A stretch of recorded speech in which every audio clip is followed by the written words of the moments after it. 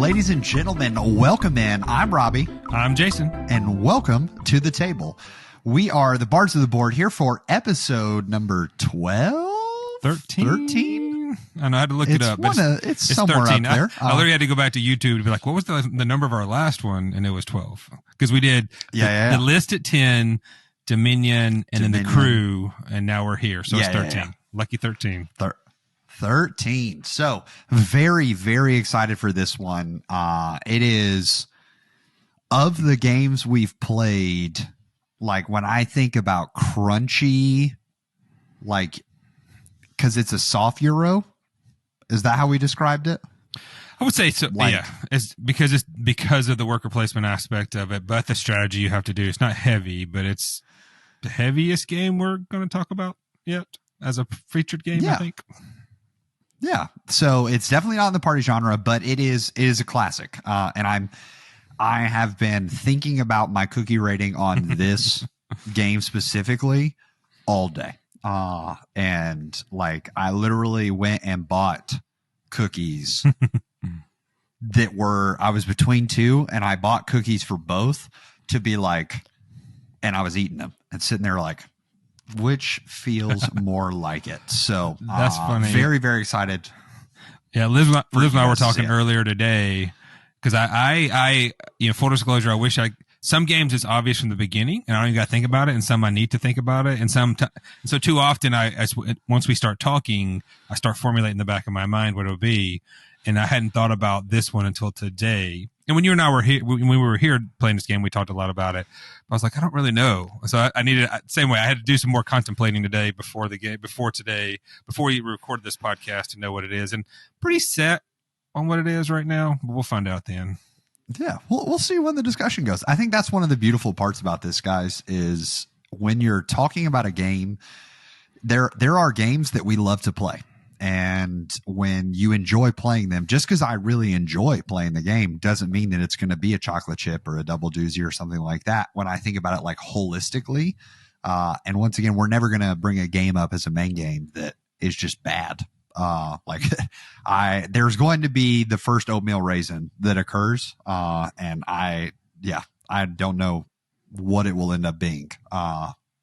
But it'll be something. So, but we have played other games in the meantime. Jason, what games have you played lately? We're still in the middle of Fantastic February. So if you didn't listen to the last episode, every year for the last 10 years, my family, it's now just me and Elizabeth, but it was all of us and our kids play a different board game every single day of the week, every single day of the month, including every day of the week, for a little competition. And so we're smack dab in the middle of that. It's rough because I've been texting Robbie every day, and I think Elizabeth has now won 8 in a row. At one point I had won 7 in a row and I was up like 10-2 or something. And now I think it's, or I was 10-1 and now I think it's 10-9 because today's the 20th. Yeah. So my record went from 10-1 to 10-9. She's on a tear and she's playing well. And there's some games I'm playing bad.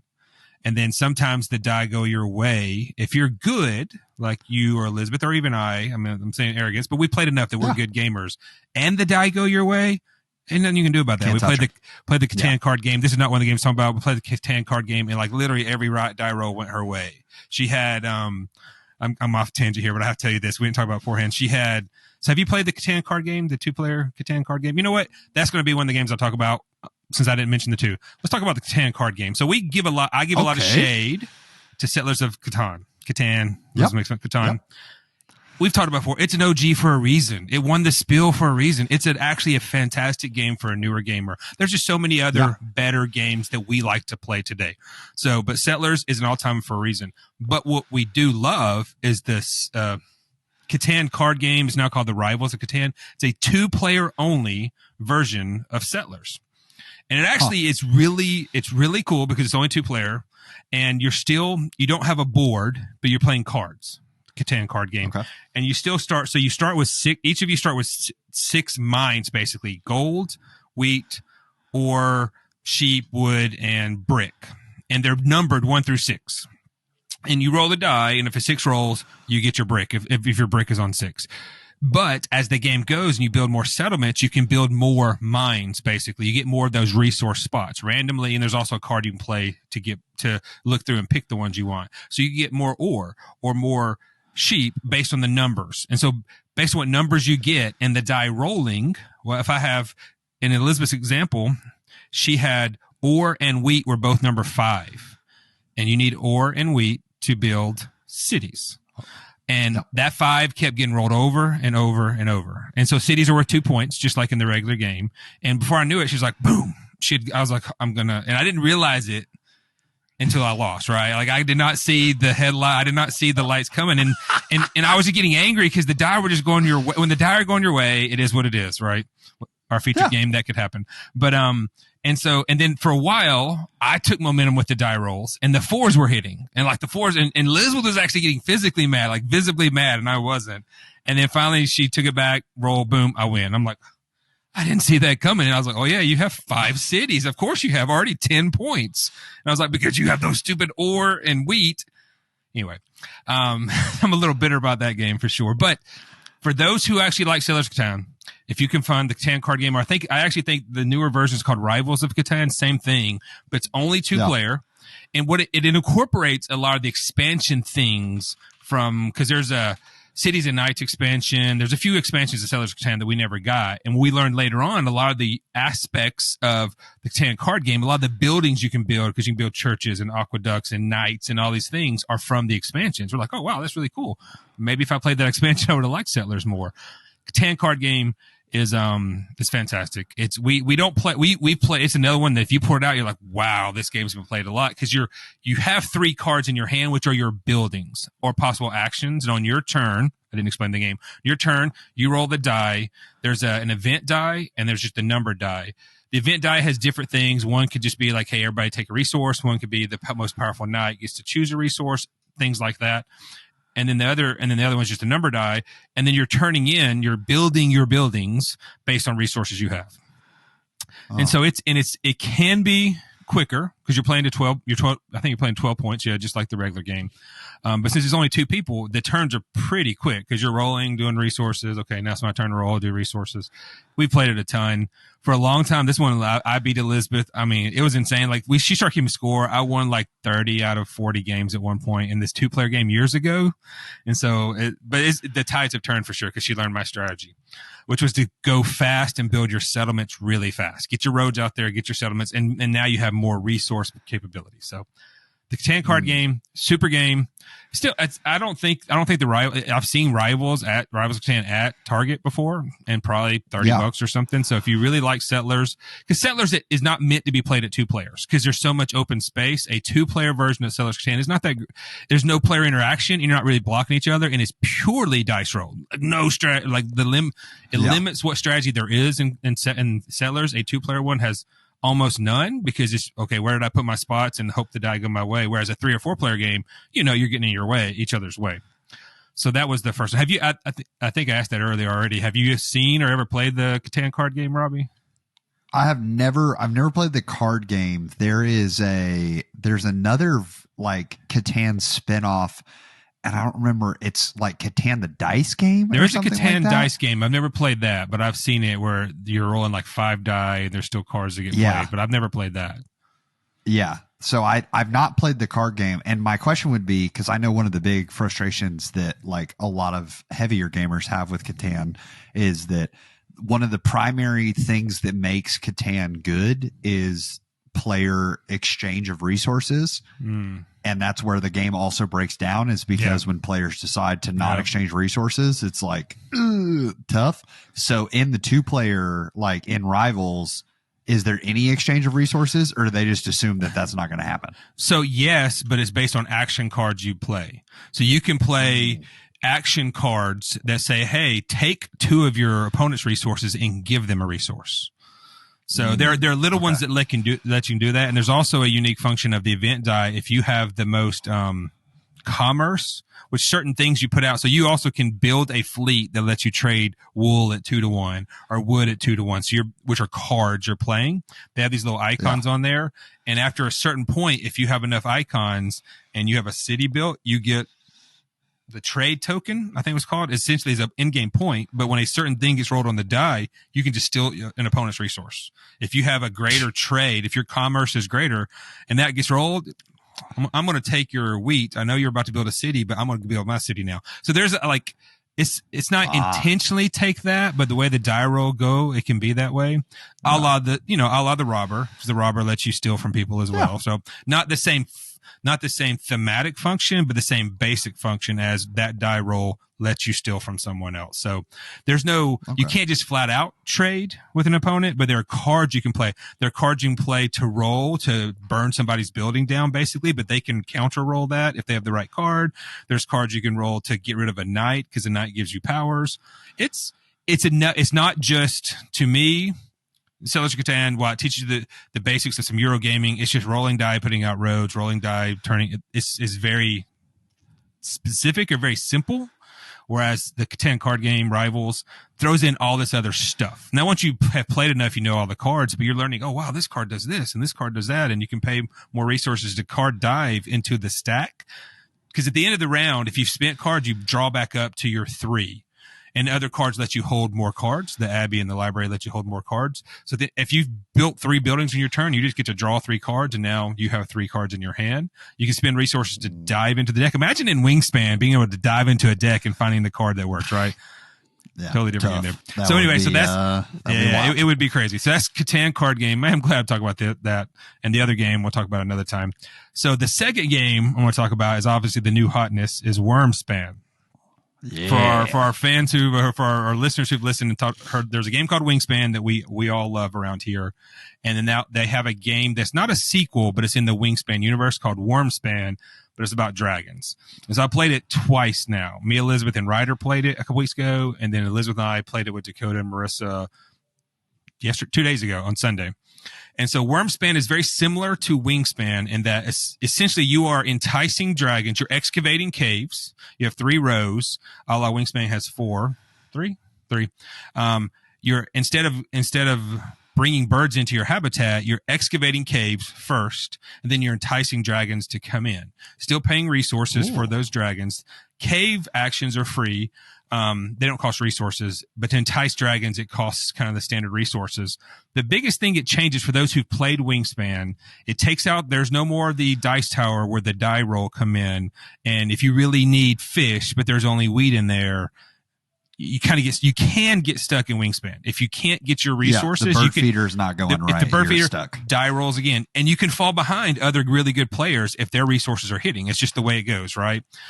Not the end of the world, and it's not the worst thing about Wingspan, but that is a known thing about Wingspan. So instead, when in Wormspan, there's no more bird feeder, but you're doing an action called Explore, which means you're going through the caves, and the very first spot on the top row is a free resource of your choice. So you have much more agency over controlling what resources you get, and you just take one of the 4 resources: crystals, milk, gold, or and I'm blanking on the 4th one, meat. So those are the 4 basic resources in the game. The other totally different thing from a Wingspan to Wormspan is you're playing. It's an action point game in that each round you start with 6 coins. This is not thematic at all, by the way, but you spend a coin to take an action. Every action you take. So if I want to entice a dragon to my cave, I have to pay a coin and then pay the resources. Okay. If I want to excavate a cave, I just have to pay a coin and then I excavate the cave. The cool thing is the cave, every time you excavate something, there's a bonus. You get, hey, by playing this cave, you get 2 free resources of your choice. You get 2 eggs of your choice. You get whatever. So excavating caves are always good, but you have to pay a coin. The 3rd and 4th column, now you got to pay eggs plus coins. So it increases. And then to explore, the first time you explore each cave, so in Wingspan, you would activate your birds right to left. In Wingspan, you explore left. In Wormspan, you explore left to right. So the first time you explore to a cave and activate the capabilities in the cave and on the dragons, there are some that do that, you pay a coin. But the first time it just costs a coin, you go through and get all that good stuff. The second time you do it in that cave, in that round, it costs a coin and an egg. So it's a little bit more expensive, but that's also where you're getting a resource or getting another dragon or getting another cave or going up this new thing called the Dragon Guild, which is basically a rondelle that each time you basically activate this icon, you move around a circle and you get something. You may get an egg or a crystal or a dragon or a pick your whatever. It's another way to get resources. It's fantastic. I love it. Wingspan's still a great game, and they're different enough. What I told Brad asked me, is it enough that I should buy it? I was like, well, Brad, you're not a big collector of games, so I wouldn't recommend you buy it until you play it. I said, but for somebody who, forget me, I mean, I have way too many games, but for somebody who likes having a few games, Wormspan is different enough of a game that owning that is not a bad thing. And Brad and Kimberly love Wingspan. That's their lifestyle game. I wouldn't want anything to interfere with whatever they love of that lifestyle game, right? That's what Wingspan is to them. Yeah. And I was like, and I got Wormspan, so you can play it anytime you want. But if you like a variety of games and like slowly building a collection, it's different enough that having both in your collection is definitely fun. And Dakota, who loves Wingspan, is like, yeah, I think I like Wormspan better. And so it was fun. I love Wormspan. I can't wait to show it to y'all. Yeah, I like my thing is, it sounds like, because Wingspan, the more you play, it's like, okay, I know if I see these birds, I'm running a forest engine. Check. If I see these birds, it's a grasslands. If I see these, it's a wetlands engine. Okay, awesome.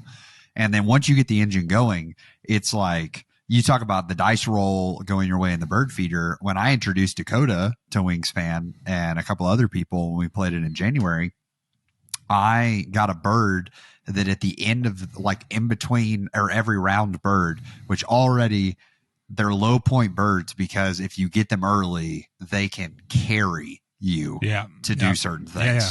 So it was like, I got this one bird that every time someone took a predatory action, I got a resource from the bird feeder, and that was every round. And I knew, based on who I was playing with, we had a guy named Dylan there, and I was like, Dylan is the kind of guy who is going to go all in on predatory birds. Like, I know that he's going to see the kill a bird action, and he is hooked. Yeah. So I got that on my initial hand, and I kept it, and it was literally the first bird I played. Like, here we go. I got it out on the board.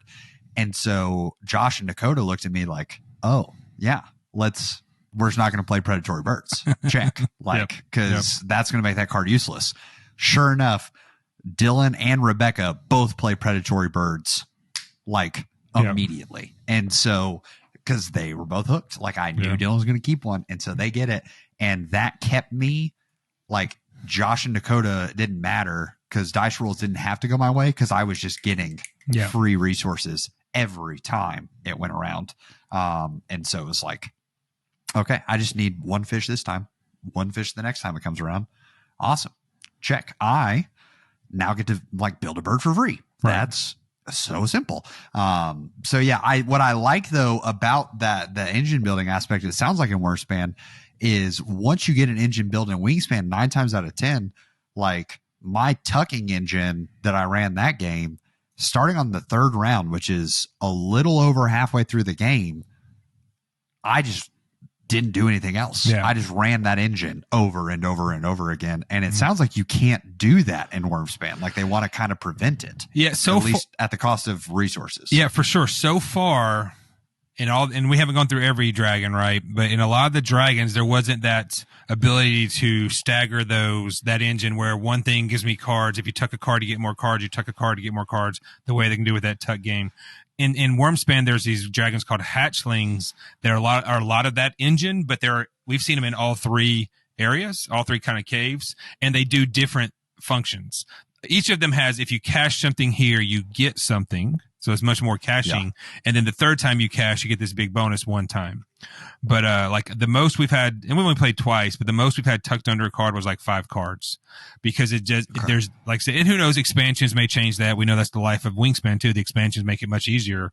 But in that initial one, there's a lot of diversification, and that's what we talked about when we play Ryder. Ryder's like, he was never a big fan of Wingspan, but he liked Wormspan because even after one play, you're like, I could have done this, or I could have gone this way. It seems that there are multiple paths to victory. You still have, I will say this, and I didn't say it, the one thing that comes directly from Wingspan, you still have it's 4 rounds, and you have end of round goals. Same. So that's the same concept. Yeah. And those could be, and they're randomly done. So one could be like how many eggs you have on your dragons in the first round. Well, that's not a great one. What I wish they had tiered those end of round goals and like had, because that's the way it often is in other games. It's like, numeral 1 goals, these 5, randomize it, but this is the first round goal. Cause it's hard to do that in the first round, but in the fourth round, maybe it's eggs on dragons or it's tucked cards or whatever that may be. Something that's easier to do.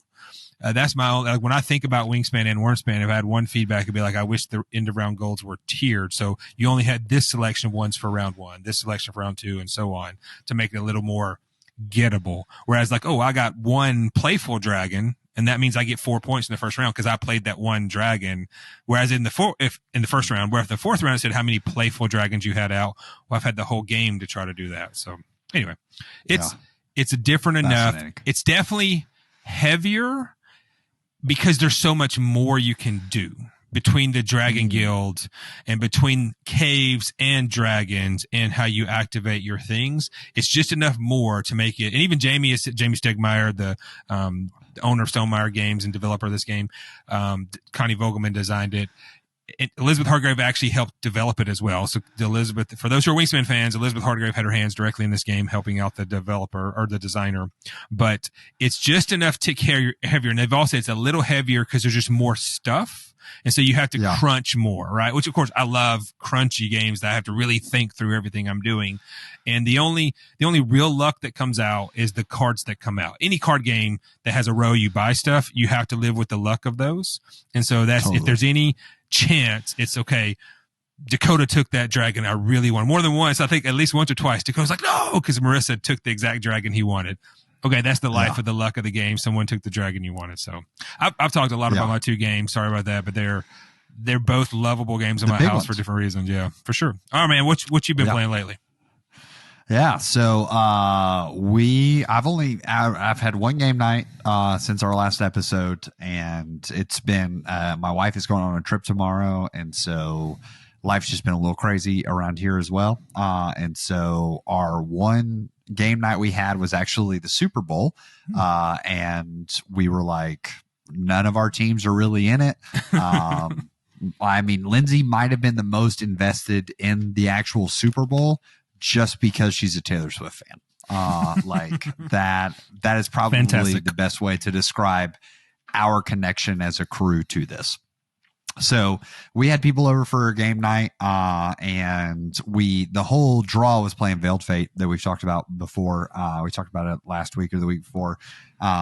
Really, really fun. And this is a side note. You talk about like the tier 1 goals and like carrying them. I was thinking about Veiled Fate afterwards and being like, man, how come the third age, the mission is just always so important? Oh, like that's crazy that that the odds just keep putting that good of a mission in the third mission. And it was like, that's because like the third age, like the final city card or whatever, actually is always the third age. Like they did think through this. Even Called Adventures, Called Adventures the same way. Each of those levels, where you call it, are increasingly harder. It's not it's randomized for that level, but they know these are harder. Veiled Fate, Called Adventure. It makes sense. Yeah. So the 2 games that we ended up playing outside of Veiled Fate is we played a little warm-up game on the front and a cool-down game on the back. The cool-down game I'll talk about first because it's an older game. I honestly don't even know when it came out, but like it's old enough that it showed up on Tabletop back in the day, which was a Will Wheaton show. For those of you, if you're ever looking, I know Jason and I have talked about it before. Tabletop got both of us into so many different games because it was like watching Will and friends play it on YouTube just got you excited. The biggest flop, Sheriff's of Nottingham. It's one of my favorite episodes of Tabletop, and it is the game that translated the least to our table. But zombie dice, you have, I think there's like 15 die or something like that, but you have all these die inside of a bag, and these dice have brains, like gunshots or feet on them. And there are green die, yellow die, and red die. The green die have the most brains and the least amount of gunshots, and the red die have the least amount of brains and the most amount of gunshots. So what you're doing is it's a pressure luck kind of draw dice out of the bag game. So you reach in, you pull 3 die out, and whatever 3 die those are, you roll them. And for every brain that you roll, you keep it. For every gunshot you roll, you keep it. Okay. And if at any point when you roll the die, you get 3 gunshots or more, you're dead, and you lose all of those brains. So you can, let's say you roll the first one, you get 3 brains. Awesome. You draw 3 more dice out of the bag, you roll again. You get 2 gunshots and a brain. Awesome. You set those aside. Now you're at 4 brains and 2 gunshots. You can stop right there and bank your brains and pass the bag to the next person. Yeah. Because once someone crosses, I think it's 13 brains, once they cross 13, it triggers one final round.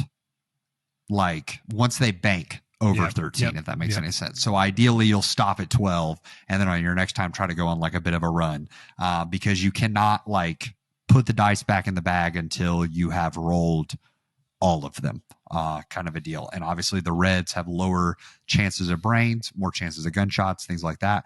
And if you get feet, you re-roll. So it's super easy. You're just passing around. We usually take poker chips and set them out as like our just caching how many brains you keep. That way you don't have to have like a pen and paper. You can do it a lot of different ways. Yeah. Zombie dice, super easy. Definitely one that like it could fit in a little baggie. It's in a box right now because we have the expansion that comes with like a couple special die. Like one of them is the bus die that you can choose to roll instead of one of your die. And it's like, it's the biggest D20 you've ever seen. This thing is massive, but it has a side that has like 2 brains and a gunshot, or like 3 brains, but it also has one side that like ends your turn automatically. So just a whole host of options. Zombie dice is probably our number 1 cooldown game that we end up playing, because it's like we can continue that. We know we keep wanting to talk, like we keep wanting to talk, but we don't want to leave. Yeah. So let's play zombie dice. So everyone's just chucking die. And if you're a dice chucker at all, you'll love this game. Now, card game that we played that is, I did not realize it was a hotness. I thought my friend had found like a really cool game, but it makes sense that he saw some new like thing or whatever. It's called That's Not a Hat. Y'all, if you're a party game fan at all, like I have ordered this game, and Jason's coming to Birmingham. It'll be right after we film our next episode. In fact, when episode 14 drops, Jason will likely almost be in Birmingham by the time that happens. So That's Not a Hat is going to be played with Birdie Fam folk. Here's the concept. There's a deck of cards that has a bunch of different pictures on it. And these pictures can be a cat, a hat, a ball, a cash register. Like, it's random objects. So everyone gets a card to start the round, and you put that card in front of you, and you're like, awesome. And then we all flip them face down. So you flip them face down, and you may even start with them face up until it's your turn. So then you take the top card from the deck, whoever is going first, they take the top card from the deck, and they're like, all right, this is a dog. So they flip it face down, and there's an arrow on the back of the card that points left or right. So you slide that card following the arrow and say, this is a dog. And whoever you slid it to, if they think you're telling the truth, they go, thank you. And then they slide the other card that they have in whatever direction the arrow is now facing. And they're like, this is a cash register. And so if you think that they're passing a cash register, you say, thank you. And then you pass what you have.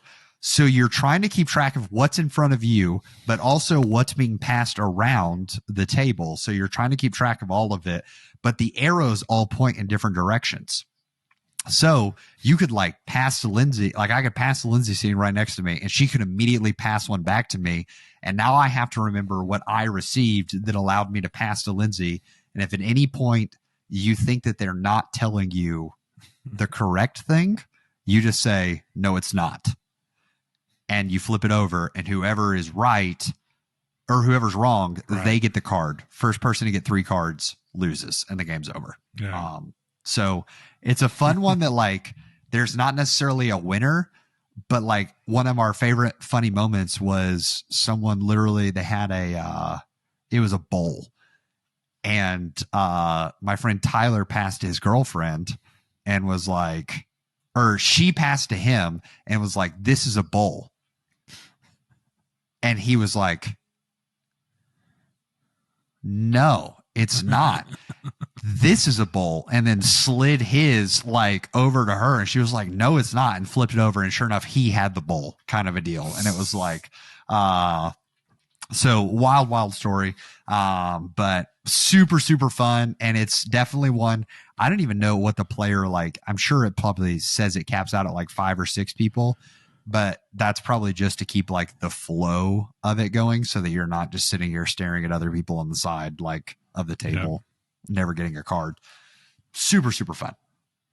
Sounds fun. Like I said, when you before the episode began, Robbie asked if I'd heard of it. I was like, yeah, I've heard of it, because a ton of content creators who I trust what they say love it. Now, a lot of them are I love party games anyway, as well as heavier games. And I'm not a big party game guy, but they loved it so much. So I was like, okay. And I'd heard them explain it. And when Robbie re-explained it, I'm like, okay, yeah, I could see even me enjoying something like that. Cause it gets a little frenetic, because you're like, wait, what was that? I can't remember. It's a memory game, but it gets so crazy with how things get passed around. Right. And so that's the chaos of the game. I'm thinking of like when we were at your house and we're all like sitting around, and I'm remembering Super Mario Kart Bros at your house, and like the Super Mario Bros card game, and like Will just being like, what Yeah. like that level of chaos and energy. Yes. Yeah. Just playing so well with this game. Yeah. But this is, guys, we're 30 minutes in and we haven't even talked about the main game. So it just shows how much fun, and we've picked 4 bangers to go alongside it. So Jason, tell us about today's game. Okay, I don't think we actually even named the game yet. It'll probably be in the title. We're talking about Stone Age. Stone Age is a worker placement game released, and we'll talk a little bit about what worker placement is, and we talked about it before, but we'll talk about it later as well. Released in 2008, so we're talking about, wow, that's 16 years ago this year. Designed by Bernd Brunhofer. Now, I went and looked at what other stuff Bernd has done, and he hasn't done anything big. Like he's done a couple of Carcassonne expansions, but his big thing is definitely the Stone Age. Published by Z-Man Games. Z-Man Games doesn't actually exist anymore. It's changed a couple of times, but they're coming back again as an aside. But I think the owner of the game, the owner of Z-Man Games, has come back with a Play to Z is the name of his company now, but it's like the 3rd different gaming company. In the board game world, that's a really cool thing, because they're happy that he's back again. Spilles des Jahres nominee. Like, that's not a big surprise. We talked about before. Spilles des Jahres, however you say that, is like Spilles des Jahres. It's in the gaming world. If you get nominated, just nominated for that, means, okay, well, that's a big thing. It's passed a lot of the test of what a good game can be. Lots of different varieties on that. So, and a lot of the games we talked about have been nominees and winners for a reason, because we try to bring y'all good games. Stone Age is one of them. 2 to 4 players, plays in 60 to 90 minutes, but that 90 minutes is more like a newer player game, a teach and all that. It's not really a super long game for sure. In the game, players use tribe members each in 3 phases. So you have your workers. We'll refer to them as tribes and tribe members and workers interchangeably in this. You start with 5. You can grow them up to 10. But in the first phase of each round, you're going to play your workers in turn order at different places on the board. They could go to specific places and go hunt for food. They go try to get resources. They go try to build a hut, but they're worker placement spots on your board. The second phase, we go through each of player turn and you activate your players, some of those spots you're just going to get something. You may get a tool to help you modify die rolls. You may get a new player. Maybe you multiply your family and have a new player, a new worker, or you may go up an agriculture track, which gives you free food at the end of the round. Well, I didn't say it was at the end of each round. You have to pay 2 food per worker. Or you lose every food you have as well as every resource you have. In the game, you may often have wood soup or stone grill for the dinner. You can always use your resources for food. And in the third phase, what I skipped over the second phase is that when you go for resources, you're basically a rolling die to get those resources. We'll explain a little bit more in a bit, but basically that's the die rolling. One half of it is going to a spot and spending resources to get cards, spending resources to get buildings, or getting these bonus things like tools or food. The other half of that is where you, during your turn, you're going to, based on the number of players you put on that spot, you roll that many die. Based on the die roll, you get stuff. And in the third phase, I've already talked about it, you have to feed your family. If you ever can't feed your family, you actually go back 10 points. 10 points is a lot in this game, so it's not as crunchy. There are definitely Euro games out there where feeding your family can be really punishing. Agricola's one, Agricola, pronounce it your way. That eventually will show Robbie that people talk about is really tough. Stone Age, it's important, but the more you know the game, it's not as hard to feed your family as you play more and more. The game ends when one pile of buildings that you're trying to build empties, which has at least 7 buildings in it, or you cannot refill a card row of civilization cards that you buy. And then player with most points wins the game. There are 2 main areas in which you get points. Those civilization cards, which are cards you can get, which do different things. Again, we'll go a little bit deeper. And then buildings you build real time give you points as well. That was a very quick, high summary of what Stone Age is. So, but it actually does. Full disclosure, I went and got some of that help from Board Game Geek site. So it wasn't all me. Some of it's me, some of it's Board Game Geek site, but they summarized it really well for a game for a newer player can be a little complicated for sure. So what was before we go deep, we played Stone Age once, right? Is that right, Robbie? You only played it once with us. Yep. So, I played it I couldn't even count the number of times we played it. So that's why I may have, heavier, deep discussion on this because I have lots and lots of experience with it for sure. One of the biggest things about Stone Age, and then I'll kind of turn to Robbie to talk some as well. It's so funny. Sorry, I should not look at my watch during this, but like sometimes Discord just goes off, right? It's just funny when you get randomly tagged and stuff in Discord. It sure does. It's funny, and God bless people. Nate, one of our good friends, who's like in Discords everywhere and keeps up with every possible conversation. I'm like, man, so respect, like Nate, mad respect. Like I agree. Like this is mad respect for Nate for keeping up with all that stuff. But Stone Age is a worker placement game. It's one of the OG worker placement games. And when we talk about worker placement, it's exactly what the word is. You are placing one of your meeples, one of your people, out on the board to take an action. Often in other games, you'll put a meeple out and take an action immediately. One of the unique things about Stone Age is that you will put your worker, we start with 5 and I'm going to put a worker here, and then Robbie's going to do a worker or 2 here and 3 there. And it's back to me. I'm like, well, I'm going to go try to chop down some trees. So I'm going to put 3 workers there because that's a die-based thing. And then it keeps going around to everyone has placed their workers. So worker placement is putting a worker out to take those actions for sure. It is one of the OG ones. It's not the first one, but it's one of the biggest ones to bring it into the light and bring it into the tabletop hobby world for sure. It's one that you won't find it on too many people's top 100 lists, but you'll find it on people's top lists of all time great games. Maybe not their favorite game, but an all-time great game for a reason. Just for the heck of it, I went to go look to see even where it's rated on Board Game Geek, and it's like 154. And of all the other OG games, Carcassonne, Ticket to Ride, Dominion, Settlers, the only one higher than it is Dominion. The rest of those games actually fall below in a Board Game Geek rating for what that's and board gamers kind of value a lot of those ratings. Sometimes they're a little skewed, but in general, those ratings mean a lot to what the popularity of the game is. And that's the highlight, the quick summary of Stone Age and the worker placement side of it. Rob, what are your, now that we've talked about it, we'll kind of go deep. What are some of your thoughts about the game now that it's been, a few weeks since we played it? Yeah. So when you say the word Euro game, I think people who are not familiar with like worker placement, Euro style games, all of that, it can be, they are the most intimidating games in terms of okay, like I have a finite amount of actions or whatever, and I'm placing these out to go do this, and then I'm going to resolve all those actions like as I do the workers and whatnot. And that can feel so intimidating because not only are you like trying to adopt a strategy, you're also real time having to pivot because, okay, I was going to go place this worker in this spot, but Jason has done that already.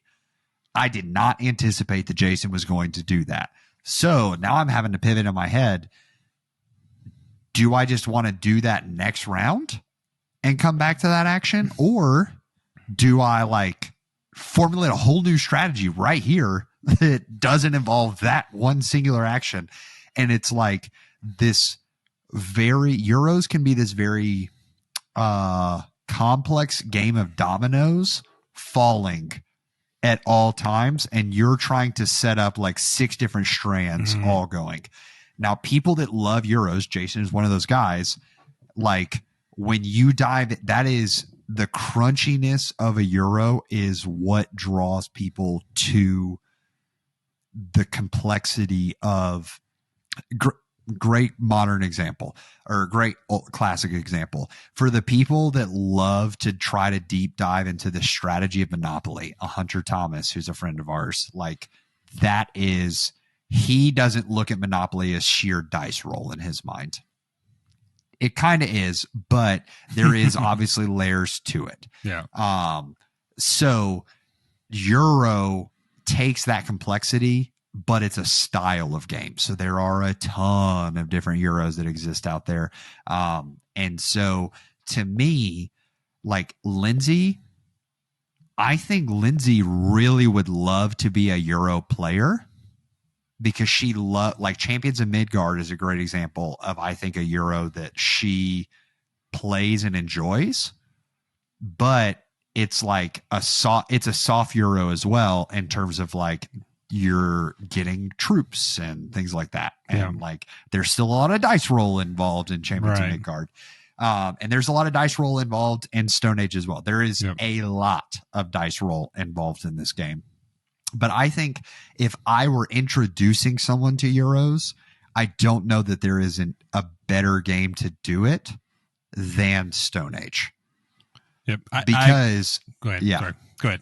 So no, you're good. So like the reason being, one of the coolest mechanics about it, and it is to me as a one-time player, the most intimidating part is that there are 5, let's see, gather food, and then there's 4 resources. Yep.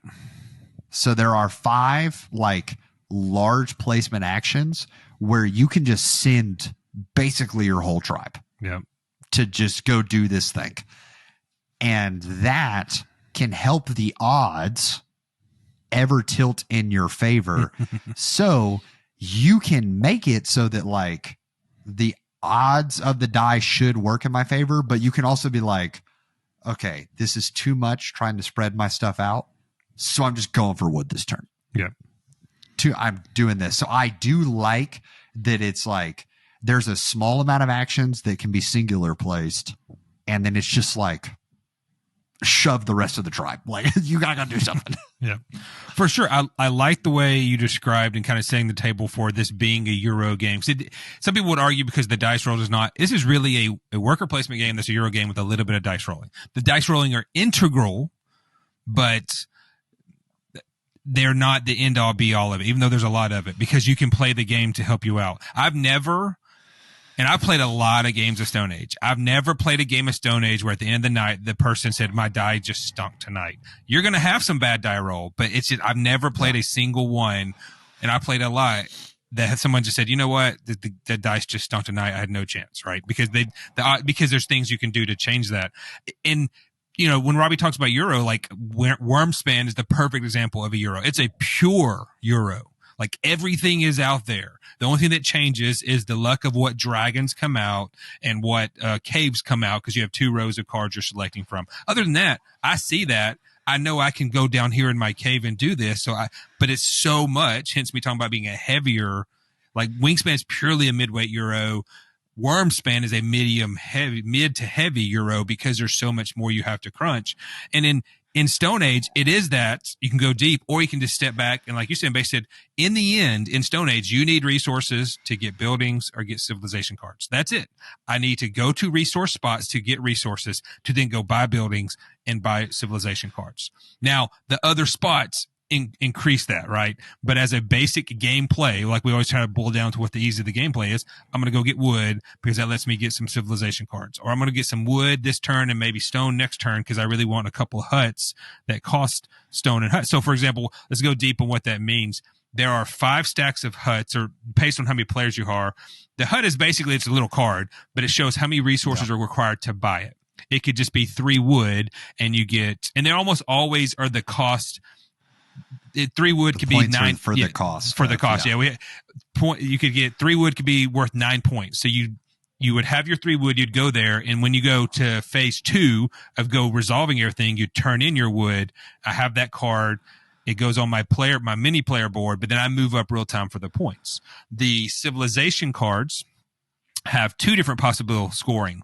At the bottom of a lot of the cards, there's basically some symbols saying the end game points. So it could show like a symbol of the hut and 2 people and say, basically saying, so for every hut, you're going to score 2 points for every hut based on this card you just bought. The card is a 2 thing. The top of the card will give you 1 thing. It will give you some food, give you some resources.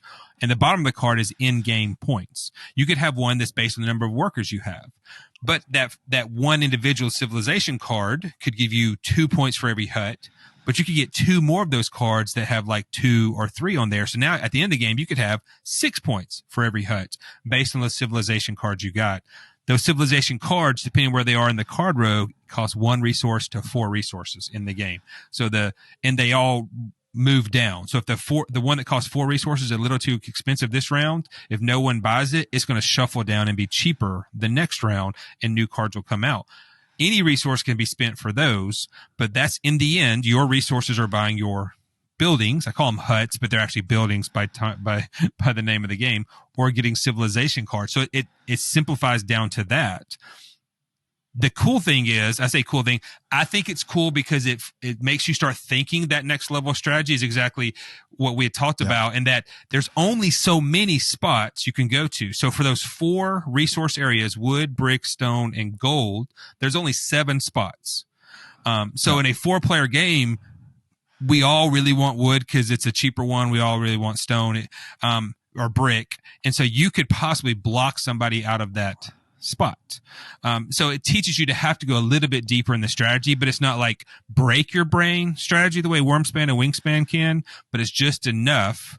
And then the other 3 spots are, you can go to a place that's a tool that lets you permanently modify your die roll. So the more tools you have, you can actually use those to, I really need to roll a 5 here. I can use that tool to make it a 6.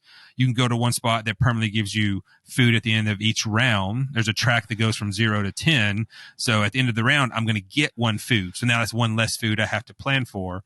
And then the place where you can increase your family, which now you have to have more mouths to feed, but it's also more workers to play.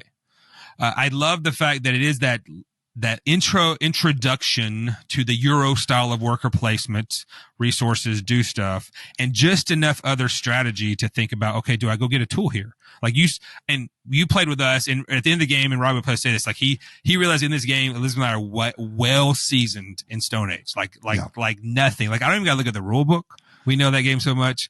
And we each know what we like to do in that game.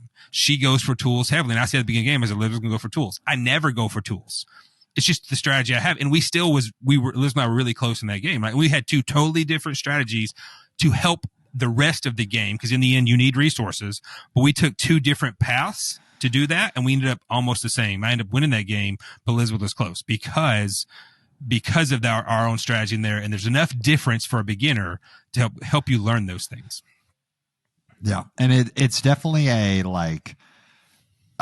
when we played this, I will say that Jason and Elizabeth were really good sports about this. I was coming into that trip. I was in such a sleep deprived, horrific state of mind. And so I think I was a little grumpy when I played this game just to begin with, just because I was so tired to begin with. But one of my common questions that I always ask is from the like planning point is whenever you play a game for the first time, it's seeing all the different strategies. I don't know any game, any deep strategy game or any game like in this genre that you can be like, I'm just going to kind of half-hearted go for all of the point tracks and do good. You usually have to pick one that you excel in and then try to do one or two others that you like do okay in. And then usually one that you just forego. So like Jason forgoes the tools in this game. Elizabeth forgoes the agriculture items, or not agriculture. What are they called? Civilization cards, but there's something inside the civilization cards, right? Like, right. Yeah. I forgot what they're officially called. Yep.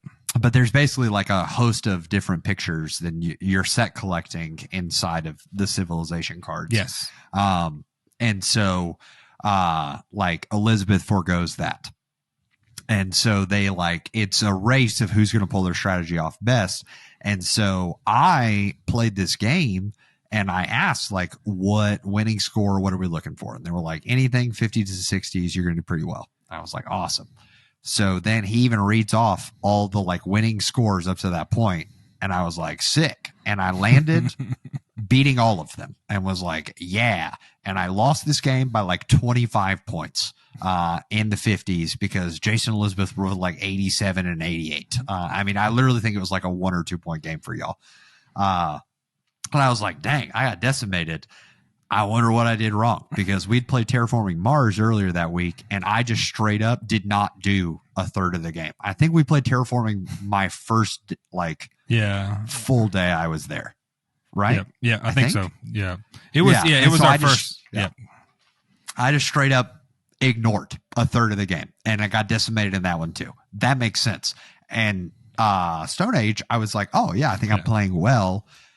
I was not playing anywhere at the level they were. And we probably sat in the basement for about an hour afterwards, just talking through the viability of all the different strategy routes. And it was like, okay, well, coming into the last turn, I bought a tool card because I had also gone in on tools. And I was looking for that in-game scoring piece that was tool bonus points.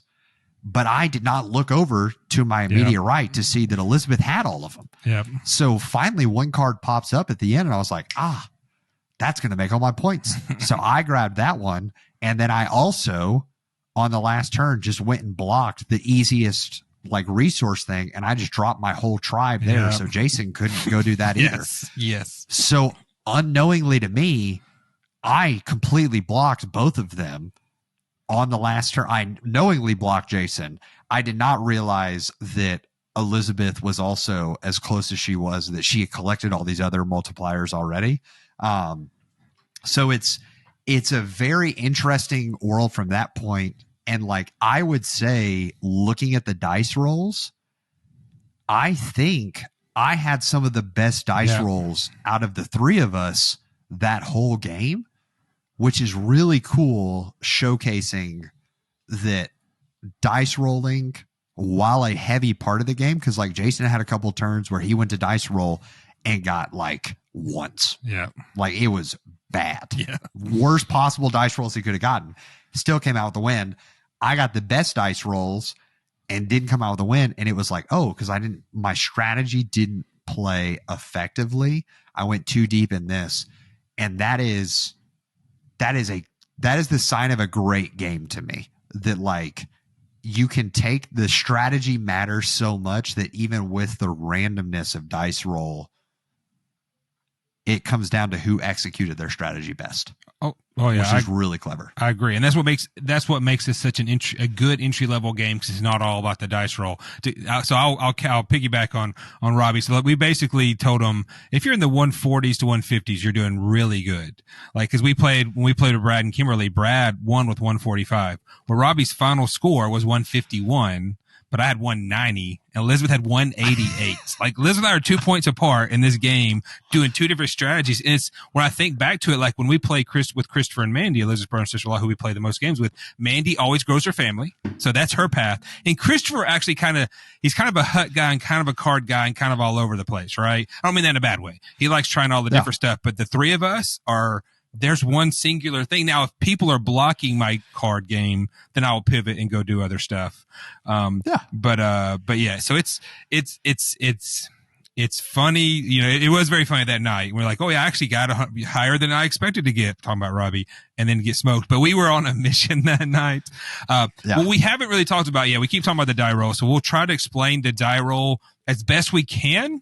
And it makes it sound more complicated than what you say. So for the die roll, so if there's wood, brick, stone, and gold, and you're rolling die, and the number of resources you get is based on the die roll, but it's basically on the multiples of the number associated with that resource. So wood is 3, brick is 4, stone is 5, gold is 6. So if you roll 2 die for wood and you roll 6, you're going to get 2 wood because multiples of 3. If you roll a 5, you're only going to get 1 wood for that because you have 1 3 and you only have one multiple of 3 and everything then it's 2 or less, right? But that's where your tool could come in. You rolled wood, you wanted 2, you rolled a 5, and now you use a tool, and now you've made a 6 and you get your 2 wood. The same for stone, same for brick, same for stone, same for gold. Gold is the hardest one to get, but the huts, the buildings that have gold on it are the biggest point takers in the game. There are some buildings that say, hey, you could have five total resources, but they have to be 3 different ones. So that means at least one of them has to be 3 of one thing, 1 of one, 1 of another, something like that. Elizabeth hit that a couple times early with gold because she had good rolls on gold, and then had like huts that was like 40 something points because she had all these 6s in there. Maybe not 40 something points, but in the 30s, where a lot of times the buildings, keep saying buildings and huts, the buildings, you maybe get 10 or 12 points, but she could get 30 points. So she actually jumped out fast and had a real time massive lead on us. And I was like, man, I really didn't think, I was surprised I won. I knew I was gonna make it close, but I was surprised I won. But those civilization cards that have you the in game scoring, you can see when the person buys it, but the good thing about the game is then you turn it over. So for the rest of the game, you have to remember that Elizabeth had the tool bonus card, or that Robbie had the person bonus card, or I'm going big on the green background cards, which is literally what they're called in the game. There's these green background cards that basically with that set collection, the more you get, it even says it. We call those the civilization cards, but technically they're all civilization cards. So Stone Age. Now, granted, my game is old. Maybe they've updated that, but there are in those civilization cards, there are icons green on the bottom. Green background. I'm not kidding. It's the cards with the green background is multiplied by itself. So it becomes a set collection. And so if you get 8, that's 64 points for just having 8 cards. I got 8, and then I have a smaller set. So the die rolling integral part of it. But the first time you play, you're like, oh, now I get it. I need to get 3s here. I need to get multiples of 4 here, multiples of 5s, multiples of 6. Easy understanding that's where your strategy comes into play. Like, am I going to go like Elizabeth? Am I going to go early for gold and maybe go big with some of those huts that pull up? Or one of my strategies I've built the last few times is to go really heavy in wood, because I'm going to go really heavy on my cards. Because cards, you can spend any resource, the civilization cards.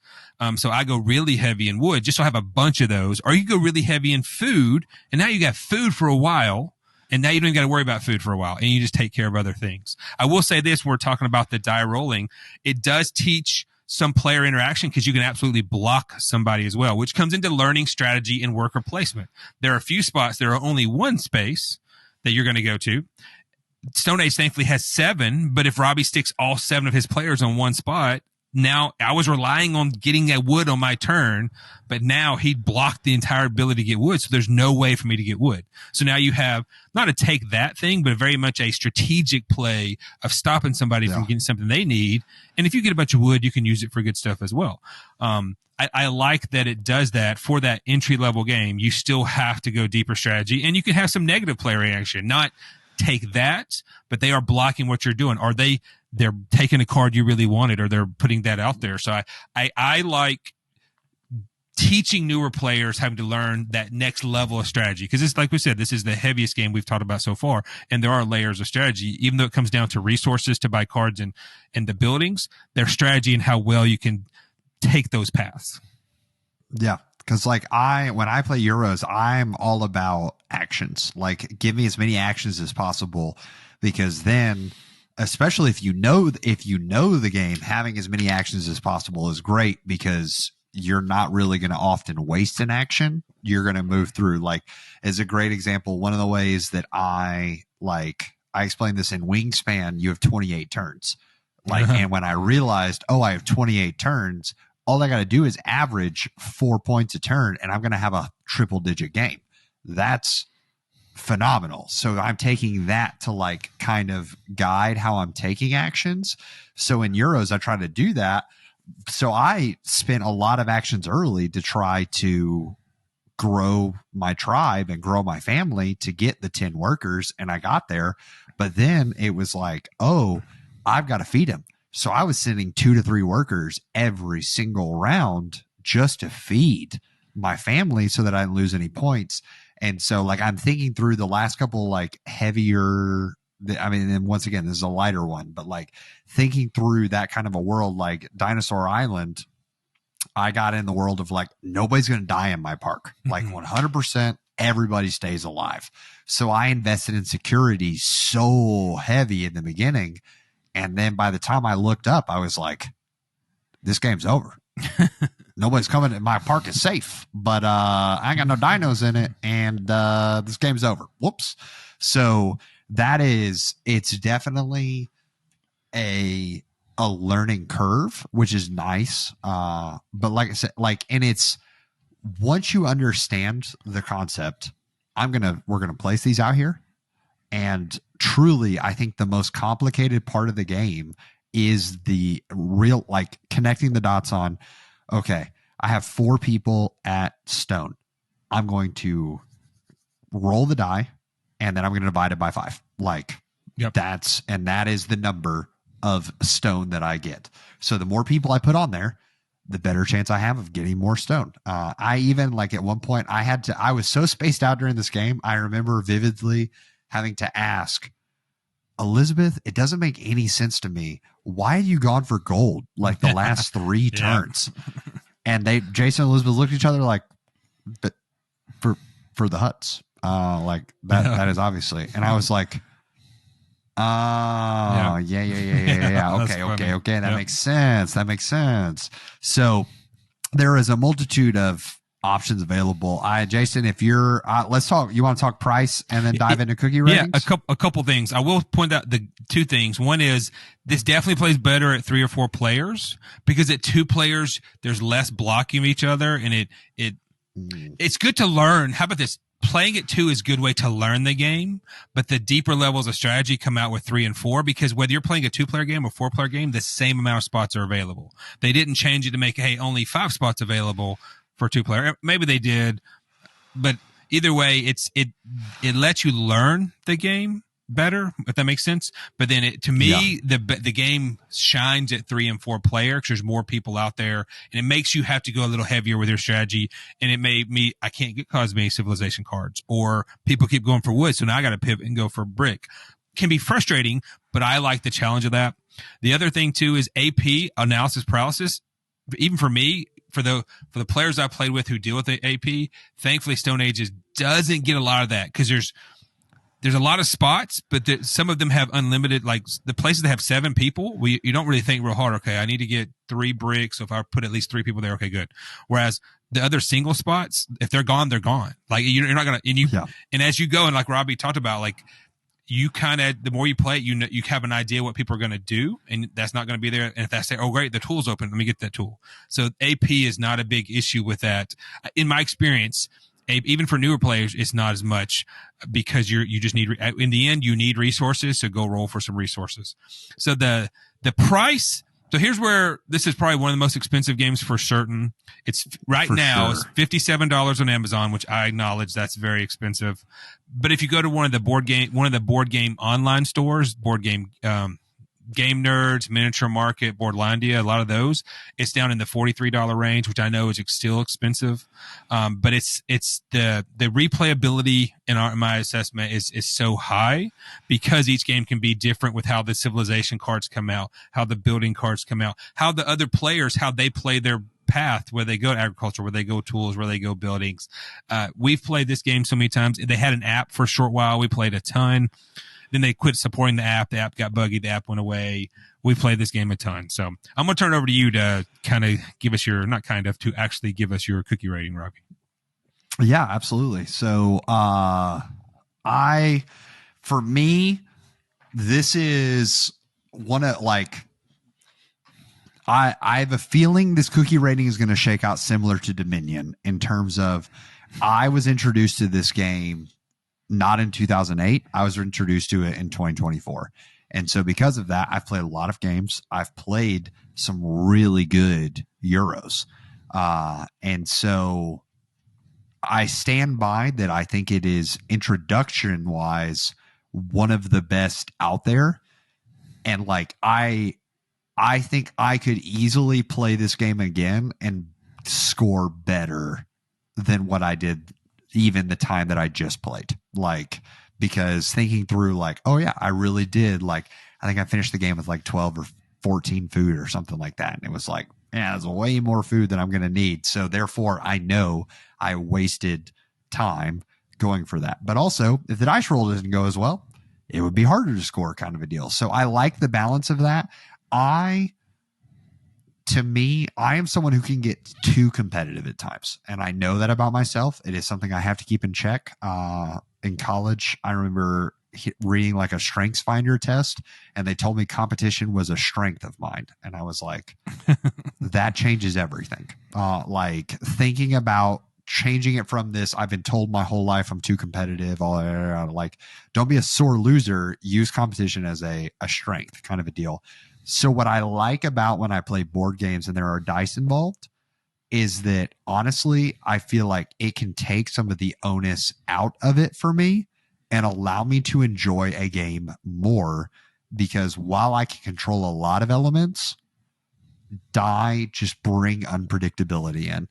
And at the end of the day, if Jason and I are both feel like we're executing our strategy as well as we can, but one of us is getting the die and the other is not, that's like just like we talked about Catan, the card game. Like if die roller are going your way and you're a good player, it's tough to lose. Like it's just tough. So I think when we talked about it at the table, I threw down like my initial thought on the rating was going to be a sugar cookie, because I thought like, okay, it's okay. I don't think it's amazing. That's a D on our scale, like just above an oatmeal raisin. I enjoy it, but I have stepped out of it. And like I already admitted, it's publicly out there.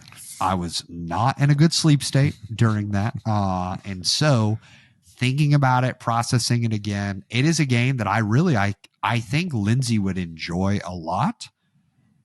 And I think I'm going to give it a peanut butter as a like, I'm not going to jump all the way to chocolate chip just because its age does show itself compared to modern, like a lot more of the current games that are out there in a similar world that we open with Cascadia, comparing it to Carcassonne. Like there is, if I had to pick between playing the two, I'm playing Cascadia over Carcassonne every day of the week. I can't tell you what game that is for me for Stone Age, but I can say that if you find Euros to be intimidating, those type of games to be intimidating, Stone Age is a fantastic option for you to consider. But I have quite literally zero sentimental attachment to this game.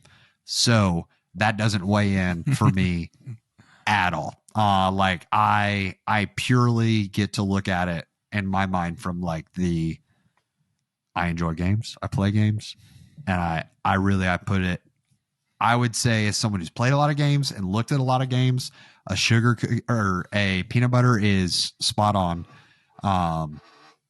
I could see if you're new to games, I think this could easily fall into like, this could be the true gateway to take you into like deep strategy. And I could see this being a chocolate chip or a double doozy for you in a heartbeat.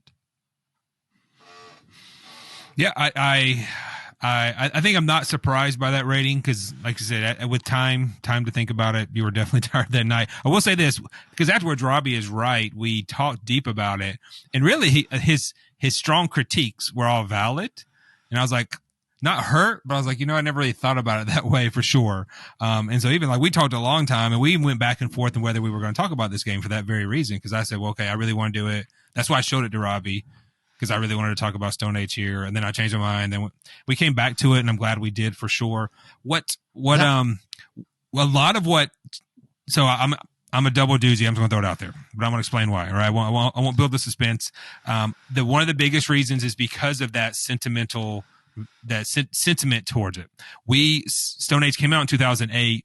We got bigger into gaming really in 2009, 2010. We'd already been gaming a little bit, but we started going deeper right after Stone Age came out. I wasn't on the initial Stone Age board, but slowly thereafter, I think it was on tabletop, I believe is how we found Stone Age. Maybe not.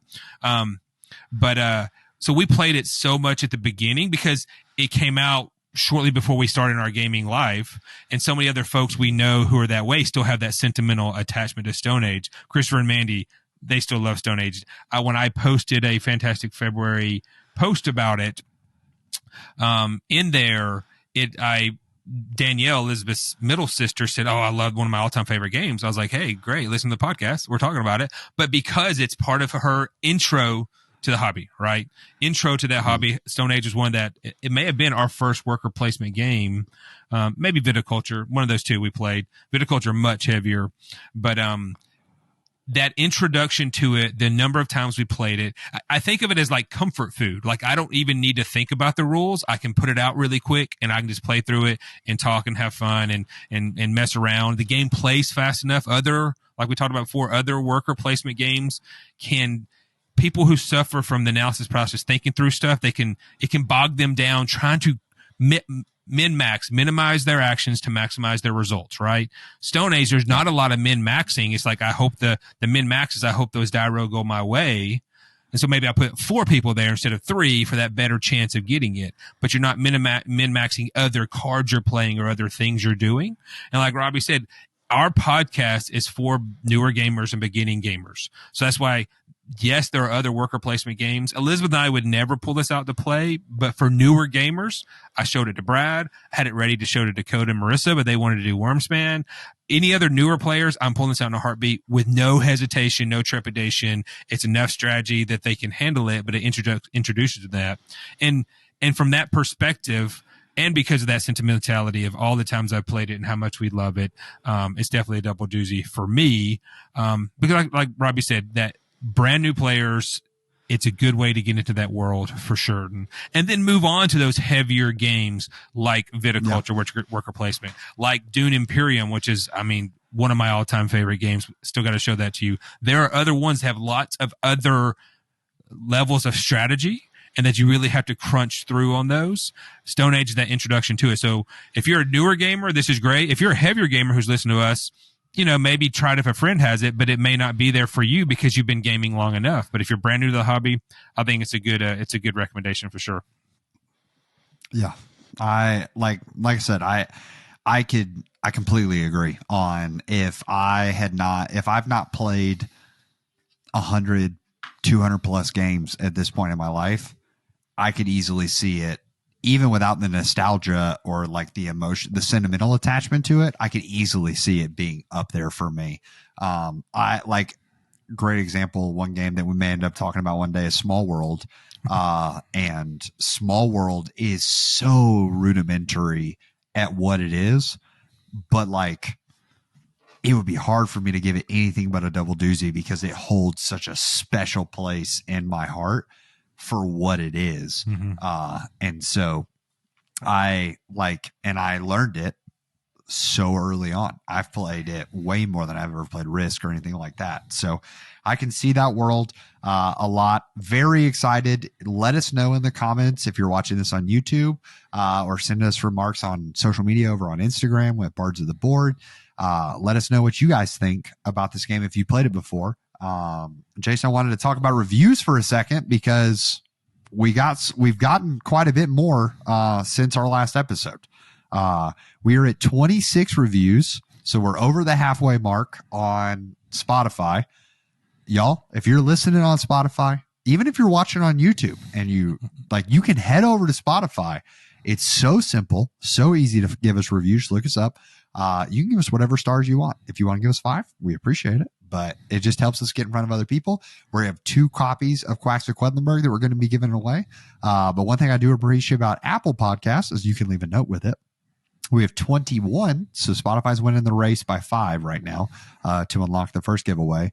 And OT Sarah actually commented and said, my brother got me listening to this podcast, and it's so good. The guys do a great job of sharing, explaining, and teaching the games. I bought 4 games since Christmas based on the recommendations: Cascadia, Quacks, Sushi Go Party, and Sagrada, which have all been great. Keep it up. So I liked that. And then I also like Dan's comment, that was, I love that Robbie and Jason have different perspectives and like different game mechanics. I also like the segment about the games they've been playing lately. Gives us a chance to hear about heavier games. Always sets the appetite for what's to come. Keep up the great work. So Thank you guys for your comments. We're looking and seeing them.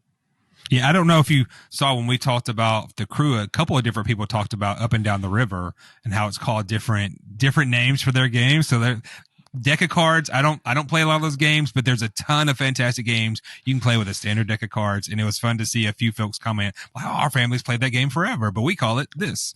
So definitely love the comments. Like I said, keep them coming. Love that interaction. Yeah, no, it is like, it's such a, that literally until we were going to talk about zombie dice, I had Gin Rummy as a game that I was going to talk about, because for Valentine's Day, Lindsay and I went to go see a movie, and we got there and we were like, oh, the movie theater's going to be popping. It's going to take us so long to get concessions and all that. And we walked in for a 6:30 movie, Jason, and literally we were the only ones in the theater. And we were like, on Valentine's Day. On Valentine's Day? So on Valentine's Day. Now we think it's because there was like later showings that other people were going to. We just did like a get there fast. Yeah. So we sat in the lobby of the movie theater because we were there so early, and we just played cards. Yeah. Sitting because I keep a deck of cards in my coat pocket. And so lots of different options there. But y'all, we want to say thank you so much for tuning in. Know it's a long episode, coming over an hour and 15 minutes at this point. So thank you so much for tuning in. Thank you so much for supporting. Already excited for the next episode. It's going to be great. And then we'll have games that we've played together. Not next episode, but the episode after that. So it's crazy how time's flying, y'all. Yep. Crazy. Sure. So thank you so much for tuning in, and we will see you guys at the table next time. See ya.